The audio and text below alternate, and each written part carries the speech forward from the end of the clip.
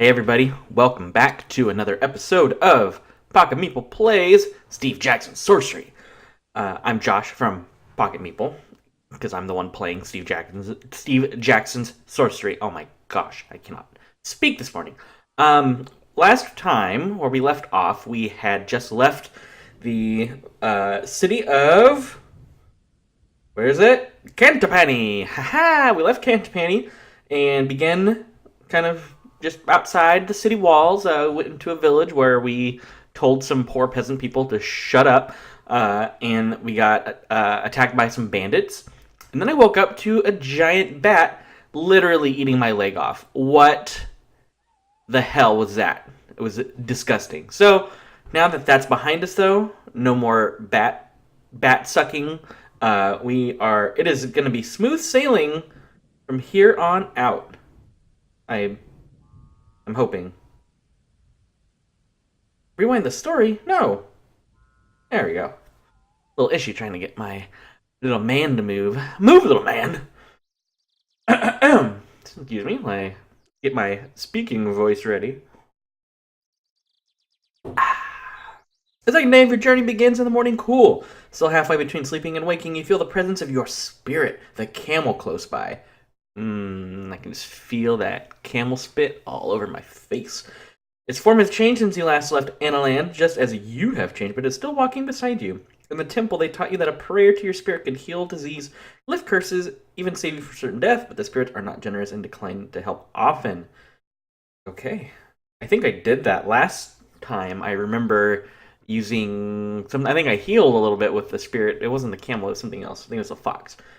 You feel yourself getting accustomed to the fetid air of these hills. You have now ascended several hundred feet and can expect to make excellent progress for the end of the day. As you crest the brow of the hill, you see something that makes you stop in your tracks. To your left is a clearing. In the clearing are several poles planted firmly in the ground, and atop each pole is a head. Oh no. A head of what? A head of broccoli? A head of cauliflower? Well, I'm going to look at them. I want to see what kind of heads they are. Heads are all kinds and ages. Some are recently fixed, while some others have decayed. Some are nothing but skulls in here. Okay, they're human heads. Okay, that makes more sense. I was just like, a head of what? Like, what kind of vegetable head are we talking about here? Because I'll just go eat it. I mean, a pole with a head of broccoli on it. That's awesome. Like, sweet. I'm in. There are human heads, goblin heads, one or two heads of creatures you do not recognize. All have sewn-up eyes and mouths. Large X painted on a rock nearby is obviously intended as a warning not to venture any further. Okay, I guess we're going to turn around. That ahead, the road forks left and right, and you cannot be sure which path you are warned not to take. The right-hand path continues to climb, and the left-hand path winds down the side of the hill. Uh-oh. A good question. Looks like there's a bridge up ahead. Let's do the left path. I don't think I like the idea of, yeah, well, sewn up heads. I don't want that to happen to me. That's gross. Make your way down a steep wooded slope. After half an hour, you hear the gurgling of a stream, and then quite suddenly you emerge from the trees to the edge of a fast-flowing river. Fording would be impossible, but luckily someone has built a bridge. Let's test it first. I'm not one to trust just a random bridge in the woods. I mean, my mom taught me better than that. The bridge is made from two stout ropes with thinner strings hanging from them and boards tied to the strings. You test the ropes and notice that the left one feels weak. That doesn't mean the bridge is necessarily a trap, although it might be. It does mean that if this bridge collapses, the left side will fall away first. Oh, it's totally gonna collapse on me. Do it. Begin to make your way carefully across, but at the halfway mark, boards start to creak and come loose, and then one of the ropes holding the bridge unlashes itself completely, and you are plunging into the water. Try to fall well? Falling with style. Let's race for the other bank. So the left side was going to go first, it said. You can break for the far bank, pounding across the boards as they tumble and plunge to the rapid water. At the last minute, the bridge dissolves and you must jump. We're going to jump right. Okay. You leap right, but as the bridge breaks and twists, the boards rise up on that side and you catch you midair, winding you. You grab one of the ropes to help you slow your fall, and half scrambling, half tumbling, you are dumped into the water without too much injury. You splash with the water to the other side and come up, dripping. You are in one piece, but your food is soaked through and ruined. Oh no. All my rations are 0! Oh no. Something moves in the bushes nearby. Maybe it's food. Are you a ration? Who's there? When you get there, you find nothing. Are you a ration? I need a ration. You beat the bush with your sword, find nothing except for one thing, a hollow tube of bamboo. Traces of colored ink at one end. It looks remarkably like a blowpipe. It is cracked and must have been discarded as worthless by its owner. But this might mean that whoever put the heads on the poles nearby. I went this way to avoid the heads on the pole guy, and now I'm going towards him? Oh my goodness. Alright, well, thought I was going to get away from that, but apparently not. As you descend, you pass a clearing, which would make a good place to rest, but without any more provisions, you need to reach a town as soon as possible. Okay. The place is too open anyway, it isn't safe. You walk on through. Okay, well, thank you for letting me know. Through the field. You continue along the trail, the undergrowth around you gets thicker with dense shrubs that snag at your legs as you pass. Suddenly there's a cracking sound beneath your feet. Uh-oh. Uh-oh. If shrubs are snagging my legs and then there's a cracking sound beneath my feet, I don't think I want to stand still. Like, why would I do that? Let's jump clear. You leap ahead just in time as a pitfall caves in beneath you. I am so good. I am the best at choosing my own adventure. You leap ahead just in time as pitfall caves in beneath you. You look back to see a gaping hole which you'd have fallen into. Let's look at the pit. It's probably... why would I look at the pit? You don't look at the trap. You pause to look at the pit. It's 3 meters deep. Quite a trap. That's pretty deep. But then again, so is the one moving underneath your feet right now. Here's the gentlest of clicks. Oh, jeez. Why? Jump clear. Uh-oh. Jump forwards as 3 saplings snap upright in front of you. Each is fitted with sharpened snakes. You have but a moment to see they are red with dried blood before you jump has driven you into them with impaling force. Your head will soon join the others on the post you've just passed. What? I just got impaled in the face? No! No! Rip! Rip me! Oh, Jesus. Oh, boy. Okay, so I can rewind.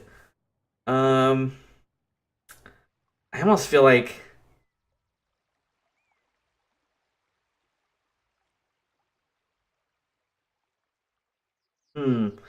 Maybe I try again, because this part... That river sucks. Going that way? Ew! Let's do that. Yes. Okay. Keep moving. We don't need to look at those heads. A large X painted on a rock nearby is obviously seen as a warning not to venture any further, but ahead the road forks left and right. Okay. This time we're gonna climb. Do a little Prince of Persia rewind style. Climb continues up the next hill for several hours until you are not far from the top. And the faint sound of bustling activity reaches you, tramping feet, grunting voices, and the clanking of metal against rock. Something ahead hidden by the ancient trees.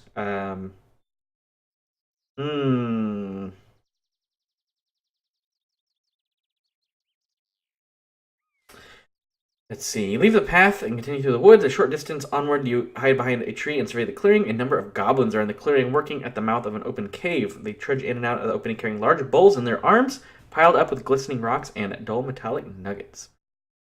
Goblins, huh? Okay. Oh, if I watch them work, I'm sure I'm gonna get spotted, and then I'm gonna have to fight. I can leave them to it.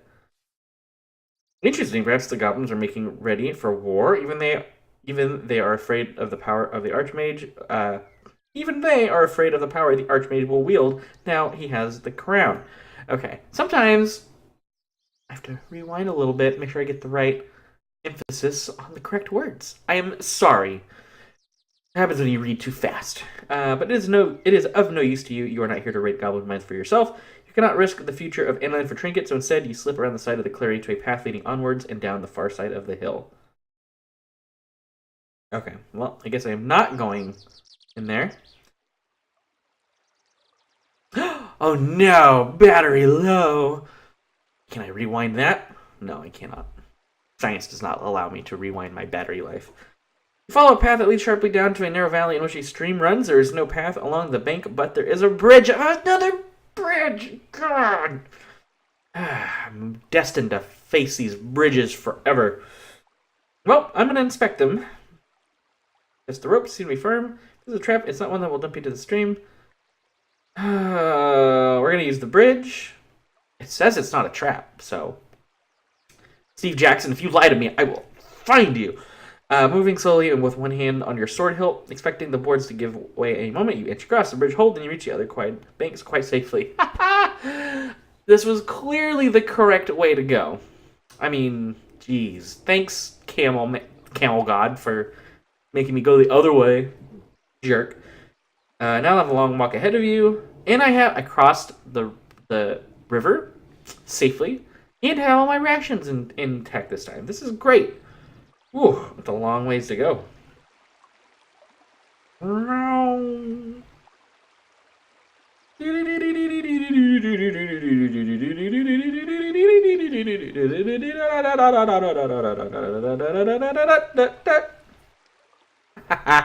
That was fun. Path climbs up again up a low hill covered over with thick bushes and shrubs that snag at your clothing. Halfway up, you hear a sound, twigs breaking. Ah, Jesus! Again? Oh, a freeze. The freeze is a large creature the size of a bear emerges directly in front of you. It has black and white fur and a long bushy tail that trails out behind. Growls menacingly. That's... He's so cute. Yeah, I'm not just trying to edge around you. We'll edge around to the left. Leaving the main trail, you slip through the shrubs around the creature. Its patch is clearly the square of dirt through which the path leads. It watches you to ensure you don't come too close, but it doesn't attack. After a few minutes of this, you're on the other side, able to continue. Bye, fuzzy death cat creature. You're like a cat raccoon. I don't know what you are, but you are scary. Path leads down through another valley and back up another hill. 2 hours pass. Okay. Krista Tanti! Yeah. Sun is now just past its zenith, and everywhere a dusty heat rises from the baked earth. You begin to think about where you will stay for the night. Another night sleeping out in the open would be best avoided, but then you see a small village set into the hill. Look at the village. I don't just walk into village without looking at them first. Like, nope. No, I don't care what this village is. I'm going. I don't want to look at it. Just don't show it to me. Smoke rises from the stacks. The houses are well set, with stone at their bases and thatched roofs with grasses and thick leaves. There is unusually more than just one street running through the center of town, but it is as though this place, once rich, has had its heart scooped away. Litter surrounds the buildings, and on the edge of the village are rows and rows of empty, abandoned houses. All right. I should probably enter the village. I kind of need a place to stay. Young hill dwellers pass you and stare at your strange clothes. Well, look at the people. Their own attire is rough by comparison to your gear. They wear their hair long but piled up on their heads. People are ghastly poor. Feels like a ghost town here on the knife edge of the backlands. Yeah, we're gonna go talk at an alehouse. Yeah.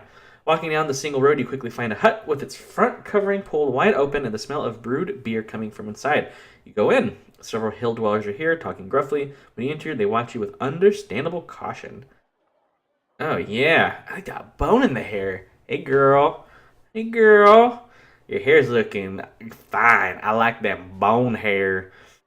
Owner of the hut comes over to you. Welcome to Krista Tanti, he declares. What do you want? I'm going to make an effort to be much more friendly to these people than I was to the last village I was in, so let's give that a shot. Give me whatever you have, you reply. Ale is 1 gold piece. Please sit. You go over to a table where the hill dwellers are. I sit with the young man.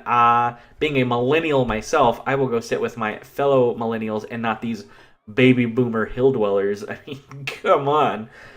You catch the young man's eye. He moves over to be right beside you, close enough to whisper in your ear, but you don't quite catch what he says. Hey, can you say that again? The man giggles to himself unexpectedly, leaning in again so close he can smell the fumes of his breath. He declares, Snaticats! Snaticats? Really? This guy. This guy. Then he collapses in a fit of giggles once more. Whatever the joke is, you cannot see it. What do you mean? What is that? Yeah, we're just having a little bit of an internet meme going on here. Snaticats. What's that mean? It means what it says that it means. Man nods twice, then drinks deeply from his beer to wet his throat, or perhaps not, because as he puts the mug down once more, he says nothing, just fidgets with his fingers and occasionally grins in your direction. I will ask one of the other dwellers about this man. What's wrong with this man? You demand. She shrugs and shrugs free of your grasp. Every villager has one. Doesn't mean we're all like that. Good stock we are. And she flutters her eyelids. Oh, why, hello, lady. Oh, kitty cat. Don't do that. The cat wants to climb in an empty bag right now. Not cool. Get back to your feet. Young man giggles to himself, but does not attempt to stop you. I think I'm done here. Oh, yes. I will pay him a gold piece. It's now evening and time to sleep. I agree. Find an inn. Definitely not sleeping outside. This place rules. Definitely staying here. You saw a passerby and asked for an inn, and they lead you there directly. The woman who runs the place stands in the doorway with their arms folded. Are you from the king? No, I'm a mere traveler. Excuse me, cat. I'm recording a video right now. Can you please not do this at this moment? Please. Thank you. Do you want to be in this video too? Yeah, is that what it is? Okay. Woman narrows her eyes at you. This is a guest house, the best in Cristatanti. Only guest stay, and any guest of mine knows it cost me 3 gold pieces to host a man overnight, and 2 to feed him. Ooh. 5 gold, huh? That's a lot. But I need to eat first. Yeah. Food is just being served. Woman steps aside, and you go inside to sit down. A few minutes later, her husband appears with a steaming pot of skunk bear stew. It's thick as mud and has a rich, disgusting flavor. Wolf down and leave your coins on the table. Yes, I want a room as well. Thank you. Woman shows you the way upstairs to a room. There are 3 other guests already staying asleep, so you settle quickly. It is not clean, but it is comfortable, and after a long day and all its narrow escapes, you are grateful beyond measure for the rest. What a peaceful way to wrap up this day. Your dreams are vivid once again. You are walking endlessly, the hills moving up and down around your feet like a rippling sea. Every step exhausts you, but no step moves you forwards. Meanwhile, the food in your bag is rotting, wet through from the sweat of your back, and in the distance, a deep voice is booming with laughter. The long, cruel fingers of one hand are curled around the metal frame of a crown, and with the other, he beckons you forward as if into a trap. No! Okay.